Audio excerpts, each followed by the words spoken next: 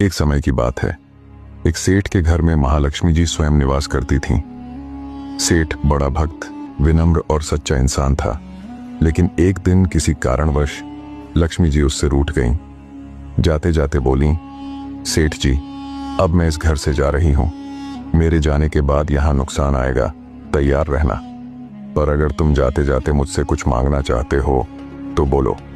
सेठ बहुत शांत मन से हाथ जोड़कर बोला, माता, नुकसान आना है तो आने दीजिए, बस एक वरदान दीजिए कि मेरे घर में हमेशा सुख और शांति बनी रहे।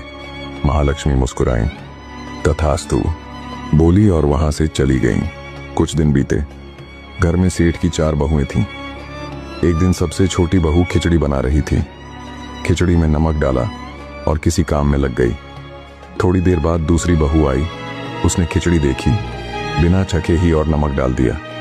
फिर तीसरी आई, उसने भी वही किया। और आखिर में चौथी बहू आई, उसने भी नमक डाल दिया। अब खिचड़ी में नमक का पहाड़ खड़ा हो गया था।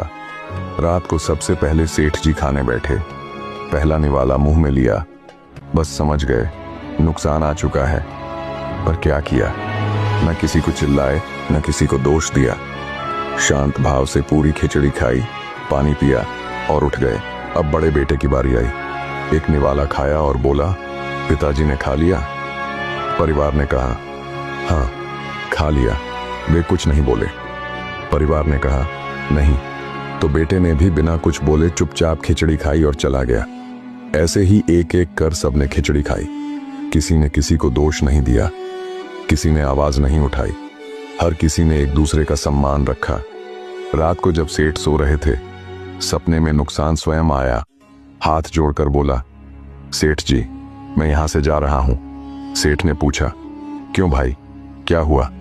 नुकसान बोला, तुम सबने मिलकर 1 किलो नमक खा लिया, पर किसी ने किसी पर गुस्सा नहीं किया, किसी ने दोष नहीं दिया। सब शांत, सब संयमी। ऐसे घर में मैं कैसे रह सकता हूं? सीख, जहां परिवार में आपसी प्रेम, शांति और सम्मान है, वहां कोई नुकसान टिक नहीं सकता। धन का रहना भाग्य की बात है, पर सुख शांति का रहना संस्कार की बात है। बोलिए, श्री लक्ष्मी माता की जय।